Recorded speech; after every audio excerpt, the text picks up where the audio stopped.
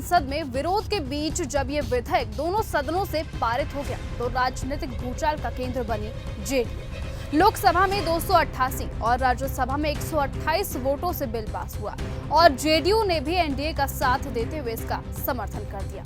लेकिन यही समर्थन अब पार्टी के अंदरूनी ढांचे को हिला रहा है। बिहार चुनाव नजदीक है और अल्पसंख्यक मोर्चे के नेताओं ने इस्तीफे की झड़ी सी लगा दी है।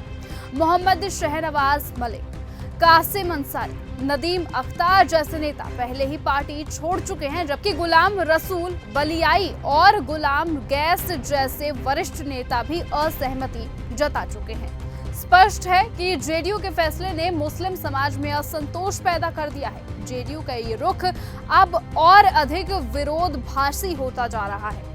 जब हम उनके पुराने चुनावी अखाड़ों पर नजर डालते हैं तो 2014 में मोदी लहर के बावजूद नीतीश कुमार ने एनडीए से अलग होकर मुस्लिम वोटों का एक बड़ा हिस्सा लिया था, जिससे आरजेडी के कोर वोट बैंक में सेंध लगी थी। 2015 में महागठबंधन का हिस्सा रहते हुए जेडीयू को लगभग 80% मुस्लिम वोट मिले थे, लेकिन जैसे ही उन्होंने फिर से बीजेपी का हाथ थाम लिया तो मुस्लिम वोट बैंक लगातार खिसकता गया। 2020 के विधानसभा चुनावों में सिर्फ 5% और 2019 के लोकसभा चुनावों में सिर्फ 6% मुस्लिम वोट जेडीयू को मिले। यानी जो समर्थन नीतीश कुमार को कभी सत्ता तक पहुंचाने का आधार बना, वही आज सवाल बनकर खड़ा हो गया है। बिहार की मुस्लिम आबादी करीबन 17% है, यानी लगभग 1.3 करोड़ मतदाता।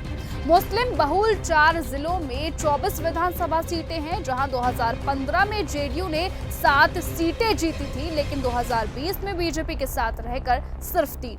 आंकड़े साफ इशारा कर रहे हैं कि जब जब नीतीश कुमार ने मोदी नेतृत्व वाली बीजेपी से गठबंधन किया, तब तब मुस्लिम मतदाता उनसे दूर होते गए। और अब जब वक्फ बोर्ड जैसे संवेदनशील मुद्दे पर जेडीयू ने खुला समर्थन दे दिया है, तो वहीं ये दिखना दिलचस्प होगा कि बिहार की मुस्लिम आबादी इसका कितना राजनीतिक मूल वसूलती है। सवाल ये भी है कि क्या चुनावी जीत की कीमत पर ही सही जेडीयू अब अपने वैचारिक आधार को त्यागने को तैयार हो गई है।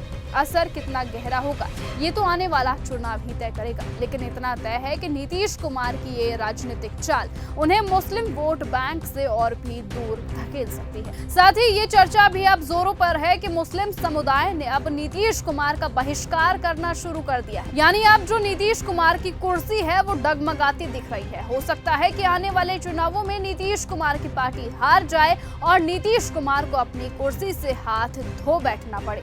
फिलहाल आप इस बारे में क्या सोचते हैं, कमेंट सेक्शन पर अपनी राय लिखकर जरूर बताएं और ऐसे ही लेटेस्ट अपडेट और खबरों के लिए आप बने रहिए और देखते रहिए न्यूज गंगा। नमस्कार।